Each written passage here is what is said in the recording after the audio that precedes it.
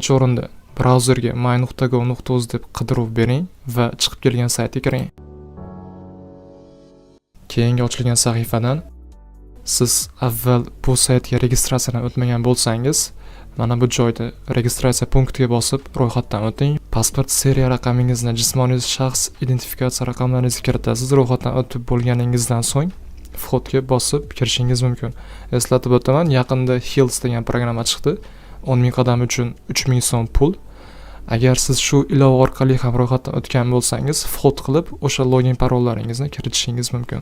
Agar hali Exness brokerdan ro'yxatdan o'tmagan bo'lsangiz, yuqorida video kelib chiqadi, shunga bosib ro'yxatdan o'tib olishingiz mumkin. Men ma'lumotlarimni kiritdim, kirish tizimga muvaffaqiyatli kirdim. Keyingi qilishimiz kerak bo'lgan narsa yuqorida 3 ta chiziqli punkt. Shunga bosib все услуги punktiga o'tamiz. Keyingi ochilgan sahifadan adres место жительства. Keyingi ochilgan sahifadan получить услугу. Keyin проверить tekshirish tugmasiga bosamiz. Keyin bizning adresimiz постоянное жительство, ya'ni doimiy yashash manzilimiz chiqadi. Сформировать справкаga bosamiz.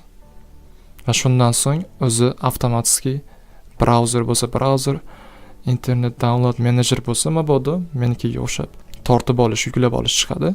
Yuklab olamiz va aynan shu yuklab olingan ma'lumotimizni Exness adres verifikatsiya punktiga ma'lumotni joylaymiz. Bu PDF shaklida bizga yuklab olinadi. Aynan shu PDF shaklida shunday adres verifikatsiya joyiga rasmni PDFni yuklaymiz va jo'natish qilamiz.